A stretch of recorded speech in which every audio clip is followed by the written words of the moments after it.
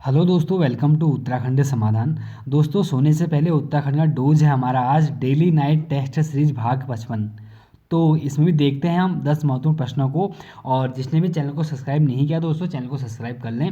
और जिसने Telegram group नहीं ज्वाइन किया उसको ज्वाइन कर लें, क्योंकि वहाँ पर आपको इसकी पीडीएफ मिल जाती है, वो भी निःशुल्क वहाँ पर पीडीएफ आपको मिलती है, उसका लाभ उठाएं। और दोस्तों, आज मैं इस वीडियो का दोस्तों टारगेट रखता हूँ 200 लाइक का। तो देखता हूँ दोस्तों कि आप लोग कितना सपोर्ट करते हैं, क्योंकि आजकल आप लोग बिल्कुल सपोर्ट नहीं कर रहे हैं। और मैंने पहले ही बोला दोस्तों, अगर आप लोग सपोर्ट नहीं करेंगे तो कहीं ना कहीं दोस्तों फिर आपको ये वीडियो शायद नहीं भी मिल सकती है, क्योंकि ये सिर्फ मैं आपके लिए कर रहा हूँ, इससे मुझे कोई फ़ायदा नहीं होने वाला है। तो भाई बाकी मर्जी आप लोगों की, लेकिन इस बार मेरा टारगेट है 200 लाइक का। तो बाकी देखते हैं आगे जो भी होता है। तो चलो शुरू करते हैं आज के इस महत्वपूर्ण टेस्ट सीरीज को।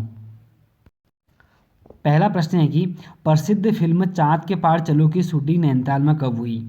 तो देखिए दोस्तों, एक प्रसिद्ध मूवी थी चाँद के पार चलो, शायद बहुत लोगों ने देखी भी होगी, और नहीं देखी तो देख लें, बड़ी अच्छी मूवी है।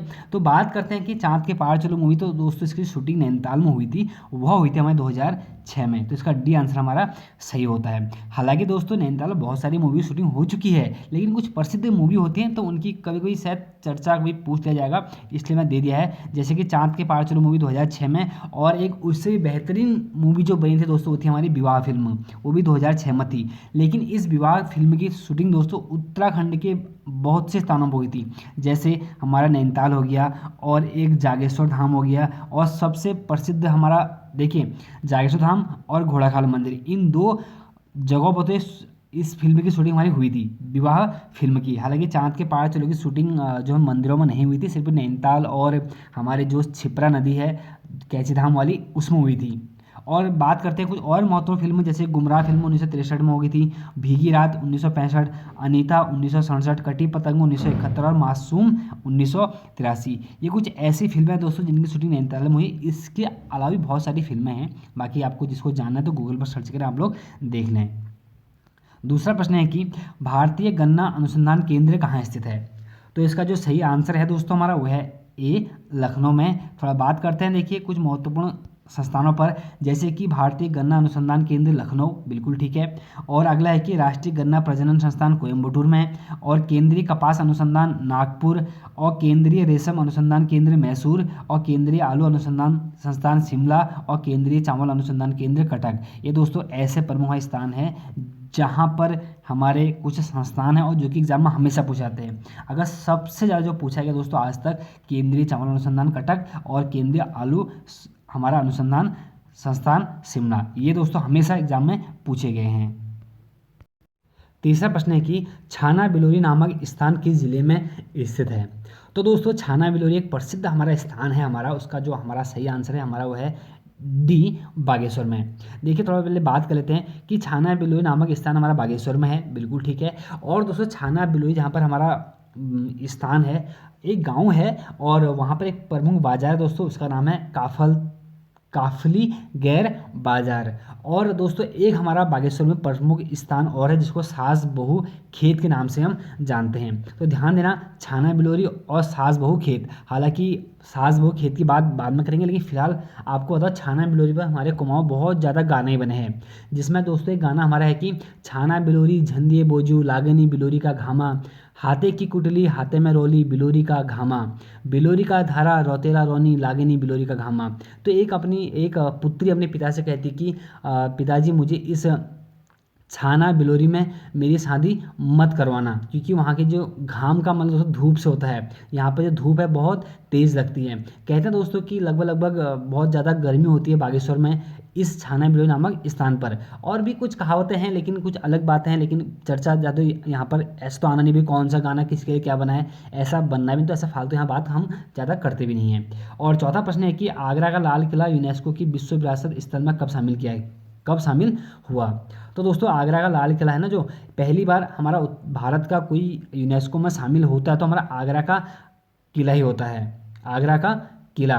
तो बात करते हैं कि यह कब शामिल हुआ था। तो इसका जो है दोस्तों 1983 में है। और भी महत्वपूर्ण है, देखिए जान लेते हैं कि आगरा का लाल किला यूनेस्को की विश्व विरासत स्थल में शामिल हुआ था 1983 में। और हमारा ये उत्तर प्रदेश में है, उत्तर प्रदेश में ही 1983 में ताजमहल को भी शामिल किया गया था यूनेस्को की सूची में। तो आपको दोनों यहाँ से याद हो जाने चाहिए, क्योंकि देखिए हमारा 1983 में एक तो आगरा का किला और दूसरा ताजमहल 1983 में। और उसके अलावा दोस्तों अजंता की गुफाएं और एलोरा की गुफाएं को 1983 में शामिल किया गया था, जो कि हमारे महाराष्ट्र में है। तो कहीं ना कहीं आपके लिए सभी महत्वपूर्ण बनते हैं ना। देखिए भाई, ताजमहल हो गया, आगरा किला हो गया, अजंता की गुफाएं, एलोरा की गुफाएं, ये सबके सब महत्वपूर्ण हैं। तो दोस्तों आपके आज के दो महत्वपूर्ण प्रश्न हैं। एक तो प्रश्न है कि उत्तराखंड का कौन सा मंदिर एलोरा की गुफाओं के समान हमारा स्थित है, और दूसरा है कि हमारा कि कौन सा मंदिर उत्तराखंड का खजुराहो मंदिर के समान है। मैंने आपको कल ही दोस्तों आपको बता रखा है, जिसने वीडियो नहीं देखी जरूर देखें दोस्तों, क्योंकि बहुत कुछ आप लोगों को सीखने हम यहाँ मिलता है। पांचवा प्रश्न है कि बनियान माल मल्य मयूर मुरैण कुरी जोगी नृत्य किससे संबंधित है। दोस्तों ये जो सभी नृत्य हैं, ये नृत्य किससे संबंधित है, कहाँ पर नृत्य किए जाते हैं, आप सब ऐसा पूछा गया है। तो इसका जो सही आंसर है दोस्तों हमारा वह है सी, रामायणोत्सव। देखिए जब बात करते हैं कि बनियान माल मल्ल मयूर मुरैण कुरु जोगी नृत्य, ये सभी रामायण उत्सव से संबंधित हैं। और जब बात करते हैं कि दोस्तों बनियान यह नृत्य दोस्तों हमारे तिब्बत व्यापारियों पर हुए अत्याचार से संबंधित है। देखिए आपको पता है कि जो हमारा रामायण नृत्य होता है दोस्तों, ये हमारा एक बोलूँ तो मैं मूक प्रधान हमारा नृत्य है। तो इसमें इन नृत्यों को यहाँ पर प्रस्तुत किया जाता है। अगला है मालमल्ल। इस नृत्य में स्थानीय लोगों व गोरखों के बीच हुए युद्ध का वर्णन है। आपको पता है कि हमारे गोरखों के साथ प्रसिद्ध युद्ध हुए थे, तो उनको यहाँ पर दर्शाया गया है। और मयूर मुरैण में पहाड़ों पर होने वाली परेशानियों का विवरण के माध्यम से इसमें हमारा नृत्य किया जाता है। जो भी हमारे पहाड़ों पर परेशानियां होती हैं उसको मयूर मुरैण में यहाँ पर दर्शाया जाता है। और कुरु जोगी दोस्तों यह एक हास्य नृत्य है। इसमें पात्र अपने शरीर पर कुरु घास लाकर लोगों के बीच जाता है। तो ये कुछ महत्वपूर्ण हमारे ऐसे स्थान थे दोस्तों, ऐसे नृत्य हैं जो कि आपको जानना बहुत ही जरूरी है। और छठा प्रश्न है कि अकबर की मृत्यु कब हुई थी।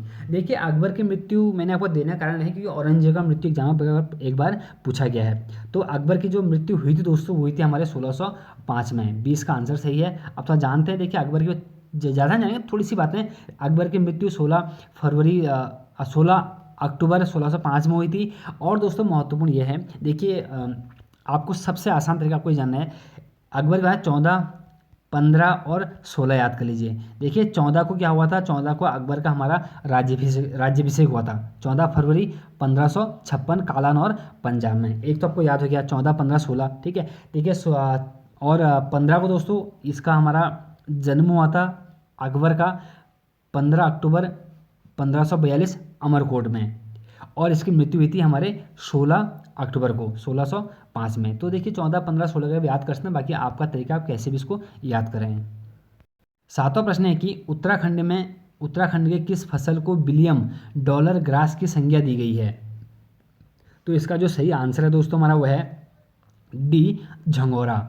देखिए जब बात करते हैं कि झंगोरा की तो कुछ जान लेते हैं। देखिए बिलियम डॉलर ग्रास की संज्ञा झंगोरा को दी गई है, पहली बात। और अगली बात यह है कि झंगोरा का जो हमारा वैज्ञानिक नाम है दोस्तों वह है इकी निकलोवा फ्रेमेंटेसी। ये कुछ इसके हमारे वनस्पति नाम है, हमारे कौन सा इसका वैज्ञानिक नाम है। और दोस्तों यह जो हमारा झंगोरा है यह हमारे पोएसी परिवार का हमारा एक पौधा है। और इसको अंग्रेजी में दोस्तों इंडियन बर्नयार्ड मिलेट या बिलियम डॉलर ग्रास की इसके नाम से इसको हम जानते हैं। जो मैंने आपसे यहाँ पर प्रश्न पूछा था भाई कि कहा था ना कि बिलियम डॉलर ग्रास के नाम से किसे जानते हैं, तो हमारे इसी झंगोरा को जानते हैं। और झंगोरा के दोस्तों उत्तराखंड में प्रसिद्ध हमारा होने पर तो पहले हमने खुद बचपन में किया। देखिए आज से 25-26 साल की पहले जब बात होती है तो उस समय दोस्तों हमने खुद इस झंगोरे का हमने भात खाया है। तो मतलब चावल खाया है, ठीक है, मतलब चावल नहीं भात खाया, मतलब भात बोल सकते हैं उसको। और बड़ा अच्छा होता था। लेकिन आज भी इस झंगोरे का जो उपयोग दोस्तों किया जाता है, हम खीर के रूप में इसको करते हैं। और आठवां प्रश्न है कि भालूगाड़ जलप्रपात कहाँ स्थित है। तो दोस्तों भालूगाड़ जलप्रपात हमारा जो स्थित है दोस्तों यह हमारे है सी, मुक्तेश्वर में। जब बात करते हैं दोस्तों कि कुछ प्रमुख हमारे जलप्रपात की, जैसे नैनीताल के प्रमुख जलप्रपात, इसमें भालूगाड़ जलप्रपात जो कि हमारे मुक्तेश्वर में दोस्तों आपको ध्यान देना है। और कॉर्बेट जलप्रपात या कॉर्बेट फॉल हमारा जो दोस्तों है दोस्तों ये कालाढूंगी में स्थित है। बाकी ये कालाढूंगी के बारे में बहुत बार आपको बता चुका हूँ। और कालाढूंगी के बगल में एक हमारा लदुआगाड़ जलप्रपात भी मौजूद है। और एक और प्रसिद्ध हमारा जलप्रपात है दोस्तों, इसका नाम है ढोकाने जलप्रपात, जो कि दोस्तों हमारे काकड़ी घाट बोलूँ तो मैं खैरना और काकड़ी घाट के हमारा आसपास यह स्थित है। नवा प्रश्न है कि राज्य में रिंगाल कितने प्रकार का पाया जाता है। तो दोस्तों रिंगाल का हमारे यहाँ पर मोस्टा तैयार किया जाता है, डालें, कंडी, टोकरियाँ इसके द्वारा हमारी बनाई जाती हैं। एक महत्वपूर्ण हमारा एक मैं अगर कहूँ तो एक उद्योग है हमारे उत्तराखंड के लिए। तो जब बात करते हैं कि रिंगाल की, तो हमारे उत्तराखंड में इसकी 5 प्रजातियाँ हमारी पाई जाती हैं। तो बात करते हैं देखिए कि उत्तराखंड में मुख्य रूप से 5 प्रकार के रिंगाल पाए जाते हैं, जिसमें इनके पहाड़ी नाम है गोलू रिंगाल, देव रिंगाल, थाम, सरासू और भाटपुत्र। ये इसके हमारे स्थानीय नाम है जो कि 5 प्रकार के होते हैं। और इसका जो हमारा वानस्पतिक नाम है हमारे रिंगाल का, वो है चिमोनो बेम्बुसा फल फल काटा। ये इसका हमारे क्या है, इसके वानस्पतिक नाम है। और 10वां और अंतिम प्रश्न आज का कि सुलेमान सिकोह ने गढ़वाल में कब शरण ली थी। तो दोस्तों सुलेमान सिकोह ने जो गढ़वाल में हमारी शरण ली थी दोस्तों, वो ली थी हमारे 1658 में। जब हमारा सुलेमान सिकोह दोस्तों हमारे गढ़वाल आता है, तो अपने साथ दोस्तों ये एक 17 आदमियों का दल लेके आता है सुलेमान सिकोह। इसको हमारे इतिहास में अभागा शहजादा के नाम से जानते हैं, ठीक।